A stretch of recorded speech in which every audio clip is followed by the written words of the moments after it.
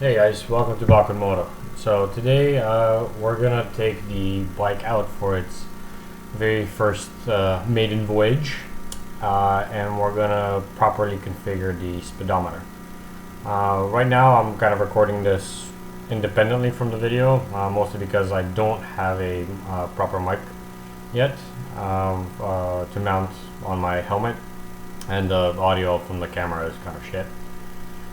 So I will be commentating things this way. So as you see, the bike's running. I got a little GPS holder mounted on the left clip-on.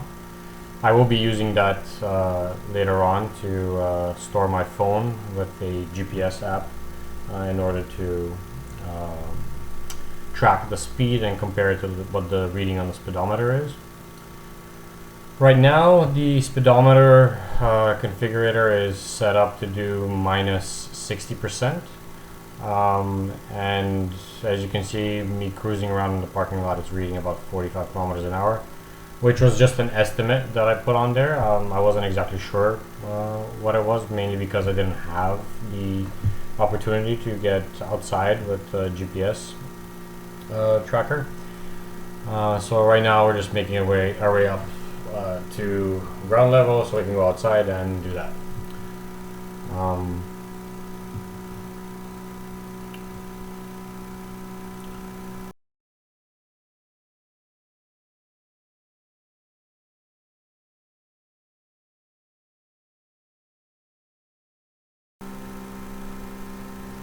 And we're outside. So here we pull out and we accelerate up to the light. Now I finally made it over to the Shell gas station. First thing I needed to do was get some more gas because the bike was pretty empty. And at this point I will also reset the speedometer configurator so that it's not modifying the signal at all, so we can get a proper reading and set things up correctly. So first, let's get some gas.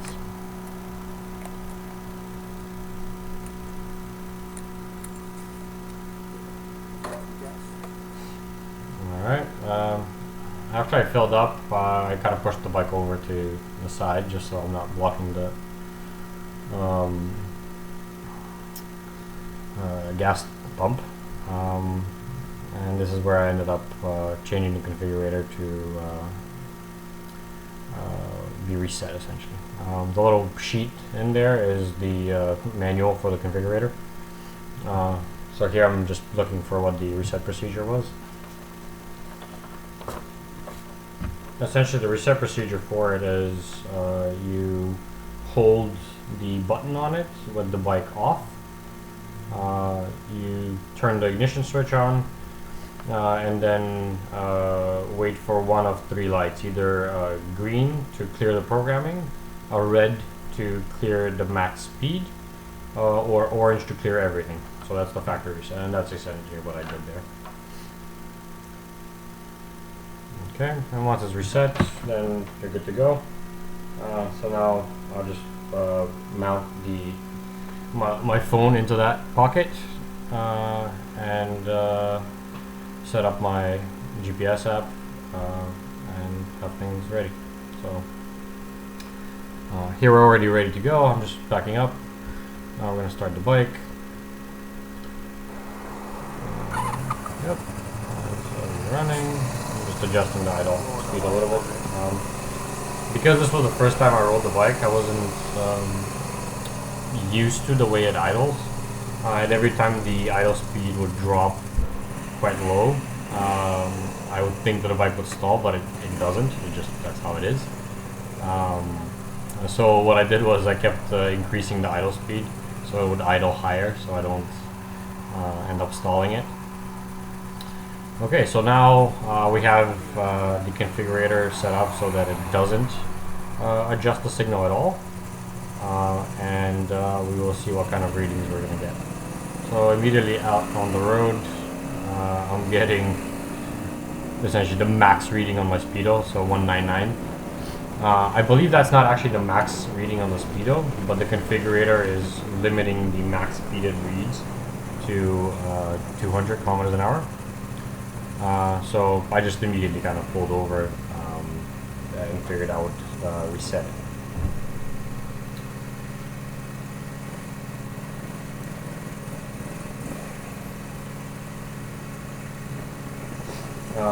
In that little ride, I actually got up to 60 kilometers an hour, which I was able to read on my phone.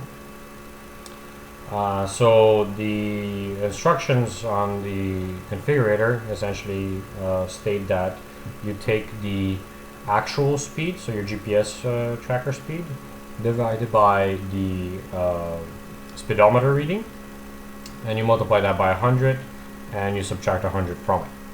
So in my case, I have 60 kilometers an hour divided by 200 kilometers an hour reading, multiplied by 100,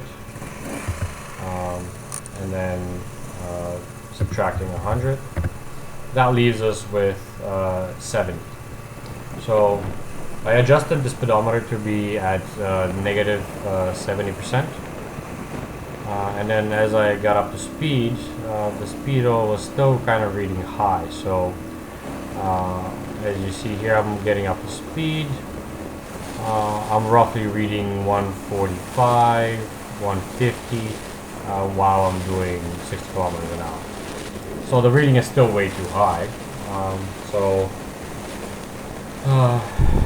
I quickly found another parking lot to pull over at so that I can do another adjustment.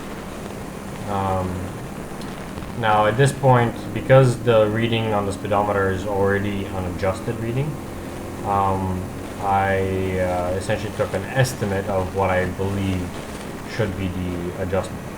Now, since 70 is not enough, I essentially went with a higher number. In this case, I bumped it up to negative 85%. So as you see here, even just cruising in the parking lot, I'm losing about 60 kilometers an hour, which I'm not doing that. It's still too high.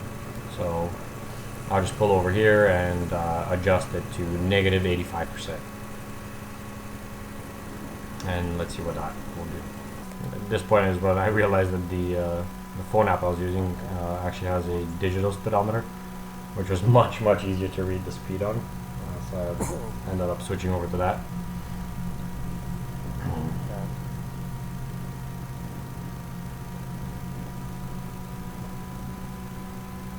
This is where I ended up doing the math to essentially set it up to negative 85%. So now I've already set it up. In order to set up the configurator to a different speed, essentially, what you end up doing is you turn the ignition on, then hold the button until 5 red blinks appear, then let go. That would put it into percentage adjustment mode. Then you hold the button again, and then it will blink either red or green. Green is for positive adjustment, red is for negative adjustment. And then you essentially dial in the 3 digits that you want. For zeros, you do 10 blinks. For any other number, it's the appropriate number of red blinks. So now that I'm actually writing it, what I'm noticing here is I'm actually doing what it seems like is I'm overcorrecting, and my phone is actually reading out closer to 45 to 50 kilometers an hour, and I'm actually doing the speedo is showing 35-40. Right around here somewhere, I ended up passing one of those electronic speedometers that are supposed to warn you if you're speeding, and I noticed on that the reading, it was tracking me and doing the same speed that my phone was showing. So I knew that at this point I'm actually overcorrecting. So at minus 70% we were way undercorrecting, and at negative 85% we're overcorrecting. So I took a quick ride just to make sure. Once I got up to speed, so you can kind of see on my phone I'm doing 60, 57, 60 kilometers an hour, and the reading on the speedo is 43. Now I dropped to 50, and I'm reading 40, 50. Now I'm accelerating back up to 60, a little bit over here, and the speed is essentially it's too short, too slow. So I pulled over just a little bit further down the road, and decided to make another adjustment to correct the speedo to reduce the correction a little bit from negative 85 down to negative 80%, and try to gauge how that is. Since right now I'm kind of getting a reading that's 10 kilometers less per hour than what the proper reading should be. So I'm going to try to adjust that to get a different reading. At this point I started noticing some weird behavior in the bike where I was getting some weird wobble in the tires. Later on I found out that that's because the tires were not properly inflated. But the other thing that I did notice is that I was getting a little bit of clutch slipping. So this is me just trying to find neutral, which is another sign of worn out clutch. So here I'm kind of back again, and again going through the procedure of resetting it up. So now I have it at negative 80%, and let's see the readings that we're going to get now.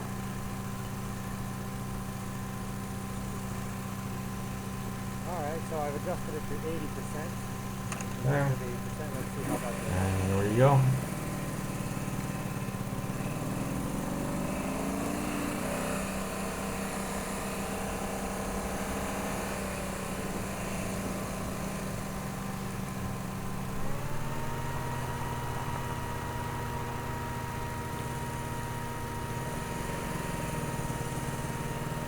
So as I pull out into the main street here, I get up to speed.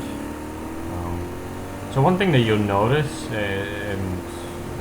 which I found kind of weird, and then later on found out that it's the clutch. You'll notice that a lot of the time I'm riding almost flat out, and the clutch is slipping. So usually with this bike, or any bike, if you're flat out in first or second gear, you should be accelerating pretty hard, regardless of how much power the bike has. But because the clutch is slipping, I'm actually not getting that much acceleration.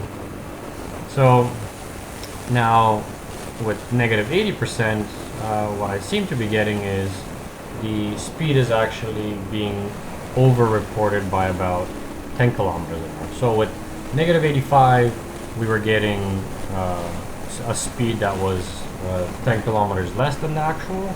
With negative 80%, we're getting a speed that's 10% over. So what I decided to do at this point is I figured, okay, so if one is giving me 10 under and the other one's giving me 10 over, let's pick a number smack in the middle, and that should get us a pretty accurate number. So at this next stop, I will do one final adjustment where I will change the percentage to negative 82.5%. In order to do that, like I mentioned before, once we get into the percentage adjustment mode, we get the red blinking light for negative adjustment.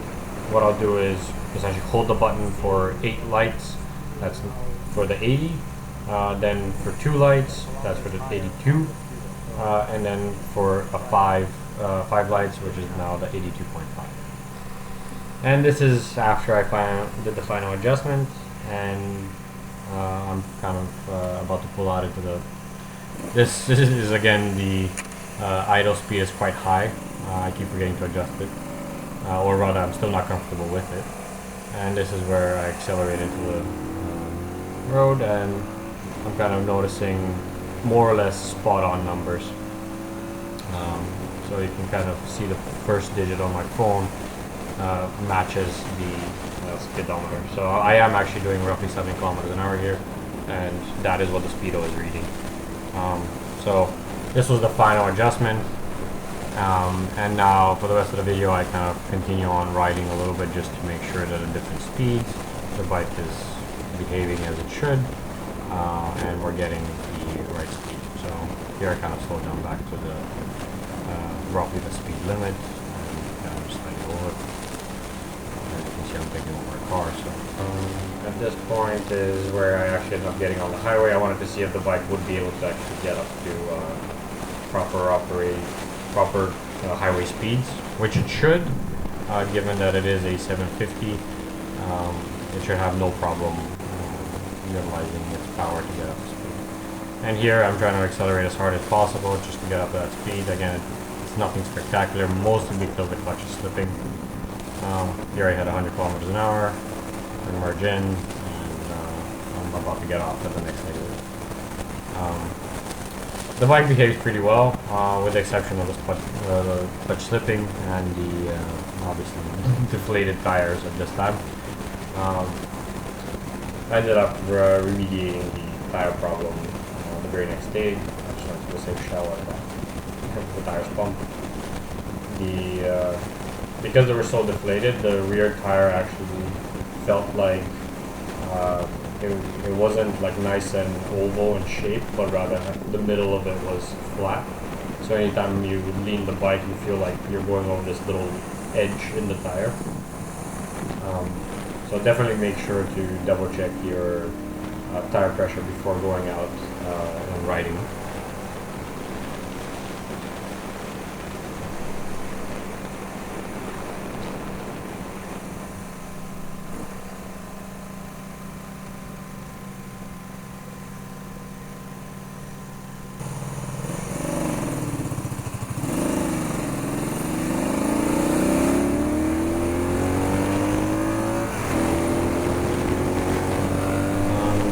Speedometer is actually pretty good. I thought I would have a little bit of problems with the glare, and because it's all digital, it wouldn't be very visible in very sunny conditions, but it's actually quite visible. I didn't have any problems being able to read it or any glare. If anything, I actually had more glare on my phone in that GPS case than I did on the speedometer itself. So definitely recommend it. I will post the link in the description for this speedometer again. I think it's a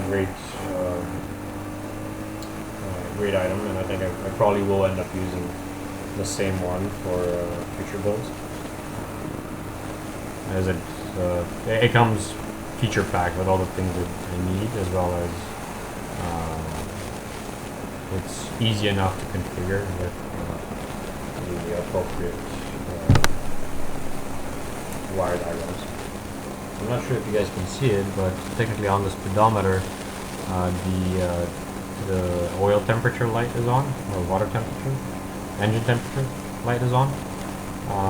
That is because the speedometer currently expects any signal below 165 ohms of resistance to trigger that light. Now the bike's harness and the temperature sensor in the bike currently drops at 104 ohms at 60 Celsius, which is still not quite fully warmed up, but kind of getting there. And I believe at 90 Celsius we're down to 60 or so ohms. So either way, already with 60 Celsius, where we're still not quite at operating temperature, it's already below the threshold that the speedometer expects. That's why that light is being flagged. I have been toying with the idea of adding another resistor on it to essentially simulate the additional resistance that the speedometer expects. But I think I might just keep it the way it is and essentially use it as a light to indicate that the engine is almost at operating temperature. So when I'm just starting out, warming up the bike, I can use that as an indicator of, okay, the bike is more or less warm enough to head out instead of waiting a little further. In terms of the ergonomics on the bike, the riding position is actually not bad. It is a little bit stretched forward, but it is a sports bike at the end of the day, so that's not too bad.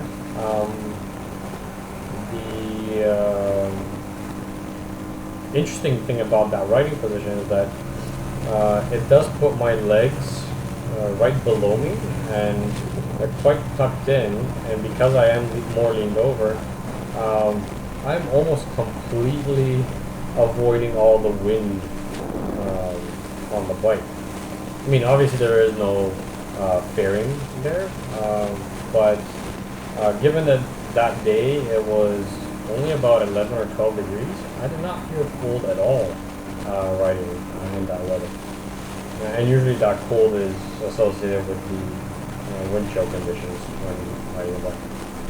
But either way, it is what it is. Okay guys, so we're coming up to the end of the video here. I want to say thank you for watching. Make sure to subscribe, hit the little bell for notifications when new videos become available.